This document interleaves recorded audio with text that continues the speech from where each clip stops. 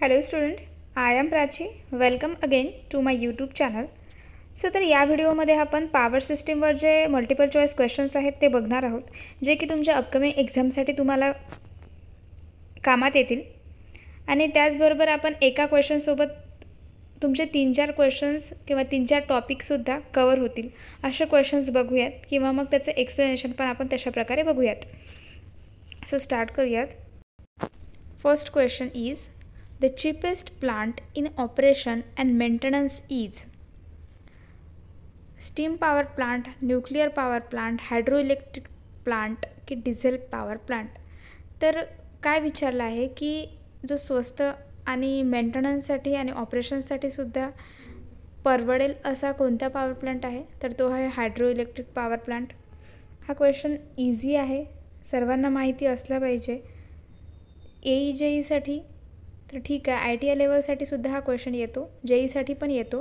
त्यामुळे खूपदा कन्फ्युजन होतं अशा सिम्पल क्वेश्चनमध्ये सुद्धा, म्हणून मी हा क्वेश्चन घेतलेला आहे. किंवा बरेचदा हा क्वेश्चन पेपरमध्ये सुद्धा विचारलेला आहे. तर आता आपण त्याचं एक्सप्लेनेशन बघूयात की तो हायड्रोइलेक्ट्रिक पॉवर प्लांट जो आहे तो सर्वात चीपेस्ट का आहे. The hydroelectric power plant has the least maintenance cost among all the types of power generation plant.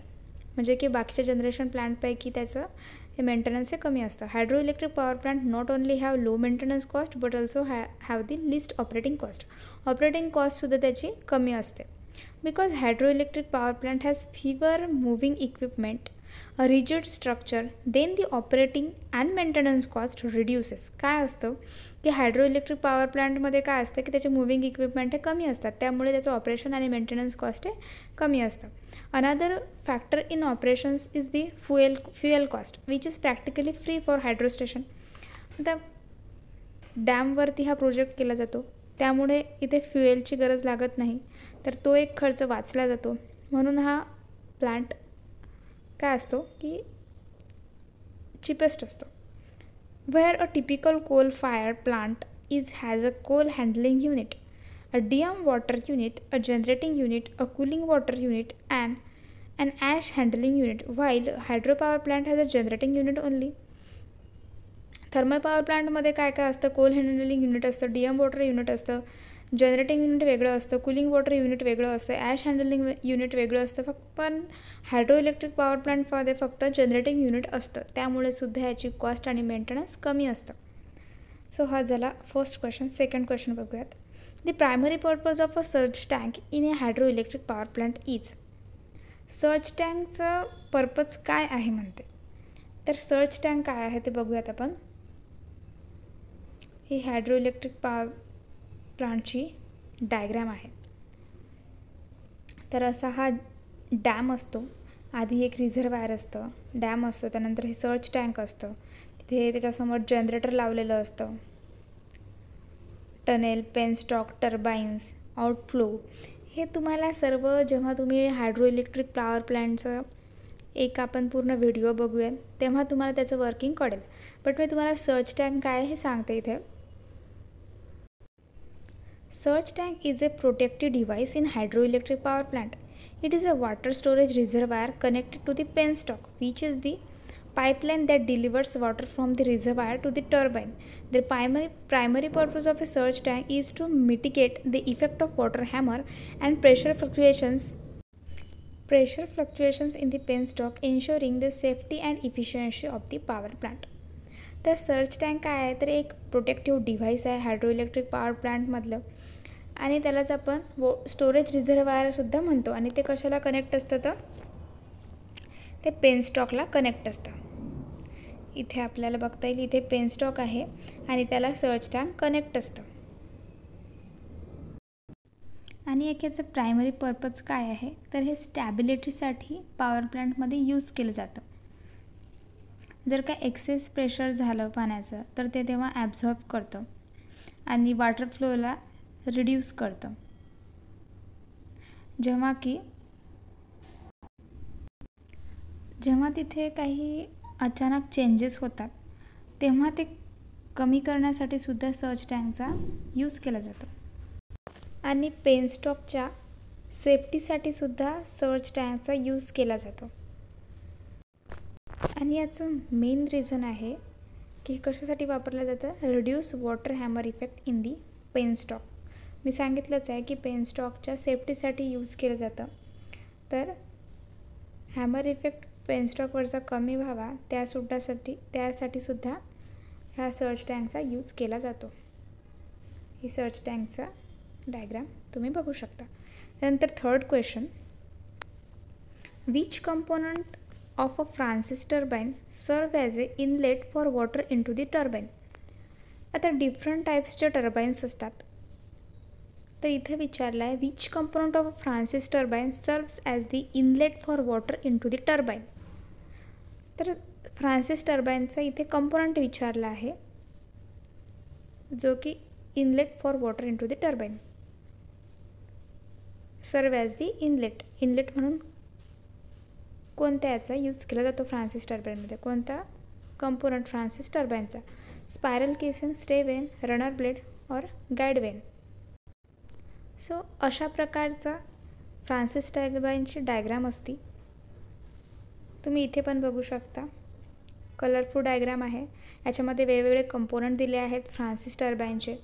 Runner आहे, स्टे रिंग आहे, गाईड वेन आहे, ड्राफ्ट ट्यूब आहे, guide vane, head cover, water inlet, त्यानंतर main shaft, operating ring, water guideline device आणि spiral ring case. तर हे जे spiral casing आहे याचा यूज केला जातो इनलेटसाठी, inlet for water into the turbine. Spiral केसिंगलाच आपण व्हॉल्यूट केसिंग असं सुद्धा म्हणतो. आणि याचा इम्पॉर्टंट रोल आहे फ्रान्सिस टर्बाइनमध्ये. आणि हे जे स्पायरल केसिंग आहे याचा inlet for the water into the turbine म्हणून यूज केला जातो. आणि त्याच्यानंतर काय करतं ते की डिस्ट्रीब्यूट करतं अदर कंपोनंटला. ओके, आधी स्पायरल केसिंग हे inlet for water turbine into the turbine, म्हणजेच की spiral casing of a Francis turbine serve as a inlet for water into the turbine and then distribute it to the other components. So याचा answer आहे spiral casing. Which component of Francis turbine serve as the inlet for water into the turbine, so the spiral casing. आपण इथे काही additional information बघूयात Francis turbine कारण यावरती सुद्धा question येऊ शकतो की फ्रान्सिस टर्बाइन कशामध्ये यूज केलं जातं. तर फ्रान्सिस टर्बाइन हे हायड्रो इलेक्ट्रिक पॉवर प्लांटमध्ये यूज केलं जातं to generate electricity. Mixed flow turbine is also used in irrigation water pumping sets to pump water from the ground for irrigation. आणि हे कशा टाईपचं आहे, फ्रान्सिस टर्बाइन हे मिक्स टाईपचं आहे. ते तुम्हाला समोर समजेलच, मी ते सांगते तुम्हाला समजून काय असतं. त्यानंतर याचा वापर हा इरिगेशनसाठी सुद्धा केला जातो. It is efficient over a wide range of water head and flow rate. It is the most efficient hydro turbine we have till date. तर हे काय आहे की मोस्ट इफिशियंटसुद्धा आहे. नेक्स्ट क्वेश्चन बघूयात. Question number 4 is the type of turbine used in hydroelectric power plant for a water head range of 70 metre to 500 metre is. तर hydroelectric power प्लांटमध्ये डिफरंट रेंजसाठी डिफरंट टर्बाईन्स आपण यूज करतो. तर याचे वेगवेगळे टाईप्स बघा. एक असतं पेल्टॉन टर्बाइन, एक असतं कॅप्लॉन, फ्रान्सिस आणि प्रोपेलर. तर याच्यामधलं म्हटलं आहे 70 मीटर आणि 500 मीटरसाठी कोणत्या टर्बाईनचा यूज केला जातो. तर हे जे फ्रान्सिस टर्बाइन आहे जे आत्ताच आपण बघितलं आहे त्याचा यूज हा 70 टू 500 मीटरसाठी केला जातो. That is the Francis turbine.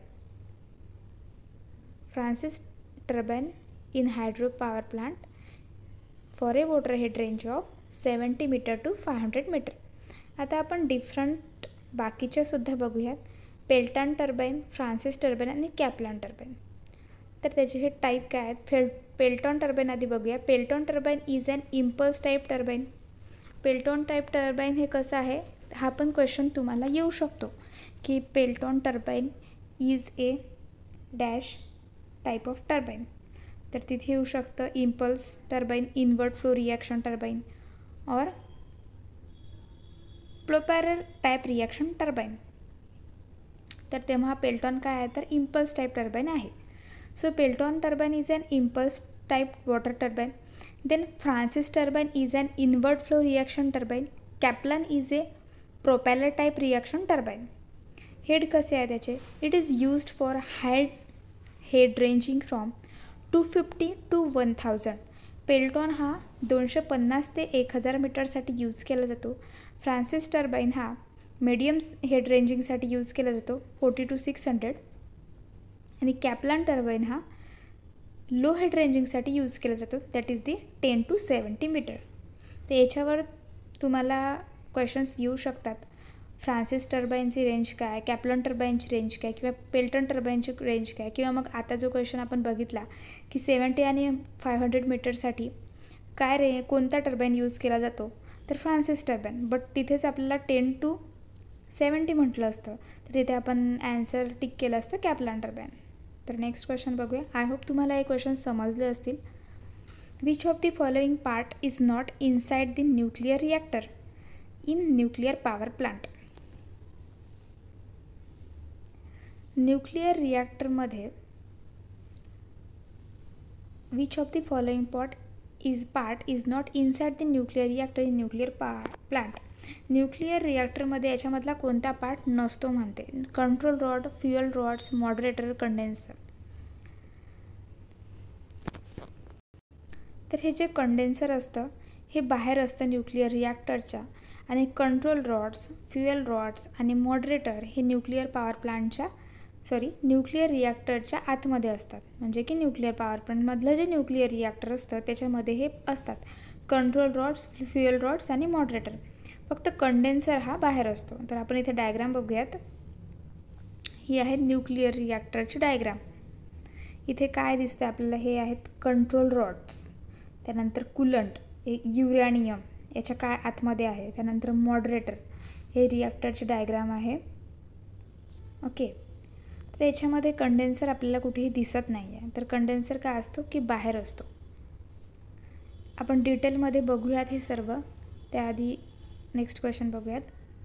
तारापूर्स nuclear power plant has. तारापूरला कोणतं न्यूक्लियर पॉवर प्लांट आहे. Pressurised water reactor, boiling water reactor, sodium graphite reactor, rapid breeder reactor. So तारापूरला काय आहे, थर्मल पॉवर प्लांट आहे, सर्वांना माहिती आहे. त्यामुळे बॉइलिंग वॉटर रिॲक्टर आपण टिक करू शकतो. Answer question is option 2. आता डिटेलमध्ये काय बघूया आपण. Tarapur atomic power station. Tarapur atomic power station is located in Tarapur, Maharashtra. महाराष्ट्रामधलं जे तारापूर आहे तिथे हे तारापूर ऑटोमिक पॉवर प्लांट आहे. It was the first commercial atomic power station of India, commission on 28 October 1969. हा पण प्रश्न येऊ शकतो पेपरमध्ये की first commercial atomic power station जे आहे इंडियामधलं ते केव्हा, म्हणजे त्याची डेट विचारू शकतात तुम्हाला. Commission on 28 October 1969. It was commission under 123 agreement signed between India, the United States and International Atomic Energy Agency. This station is operated by the National Power Corporation of India. तर आता आपण बाकीचे सुद्धा बघूयात.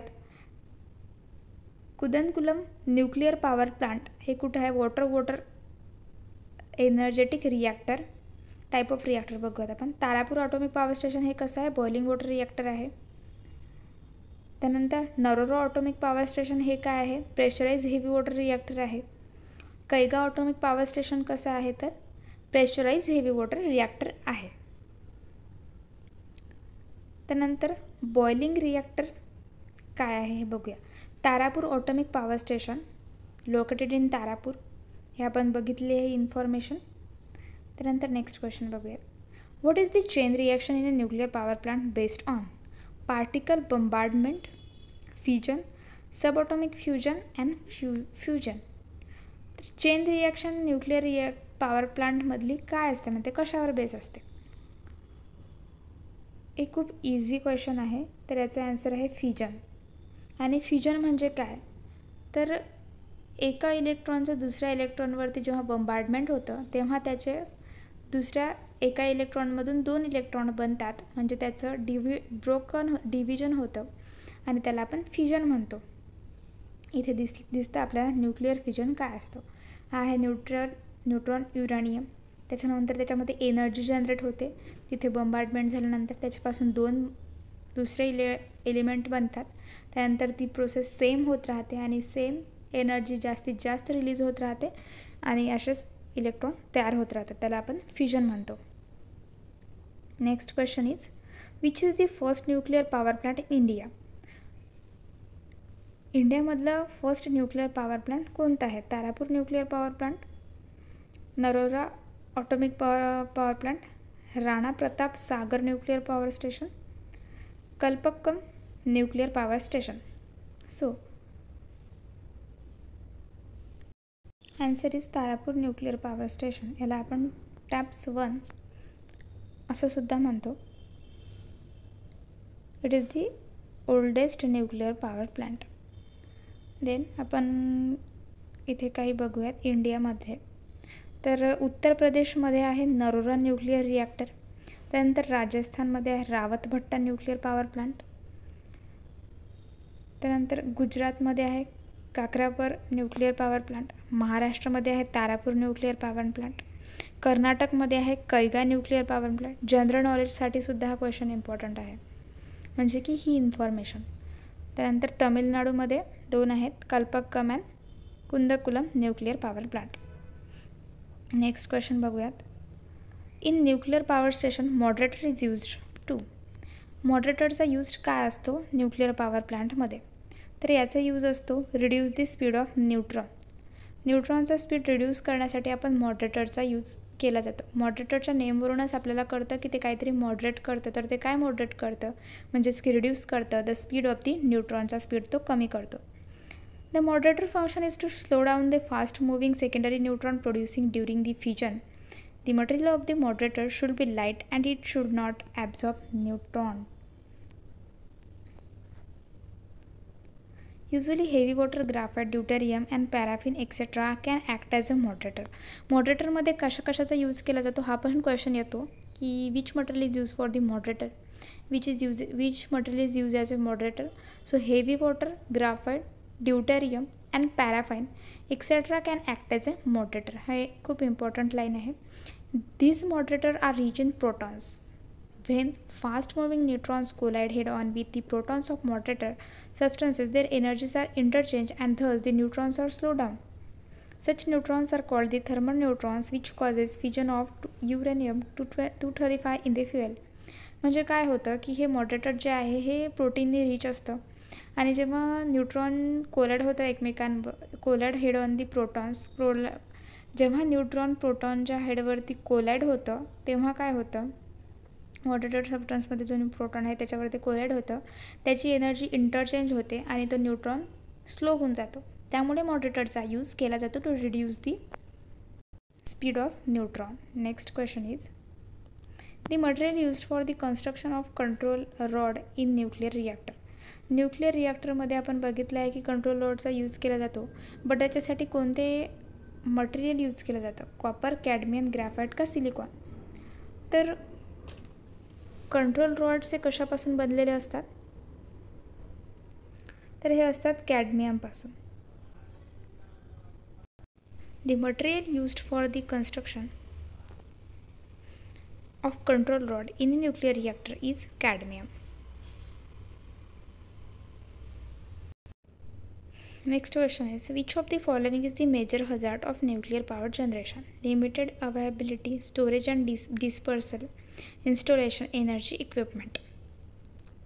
So, which of the following is the major hazard of nuclear power generation? This is the nuclear power plant diagram. Here see control rod, pressure vessels, then content स्ट्रक्चरमध्ये हे सर्व आहे, वॉटर पंप आणि water. Then intake from lake or river इथे तुम्हाला दिसते आहे. त्यानंतर कूलिंग टॉवर आहे, कूलिंग वॉटर बेसिंग आहे. हे पार्ट आहेत न्यूक्लिअर पॉवर प्लांटचे. तर याचं मेजर हजार्ड काय आहे की स्टोरेज आणि डिस्पर्सल, म्हणजे त्याचं स्टोरेज आणि डिस्पर्सल्सपासून आपलं मेजर हजार्ड होतं. त्यानंतर नेक्स्ट क्वेश्चन आहे Which process is used to produce heat in nuclear power station? Fusion of uranium,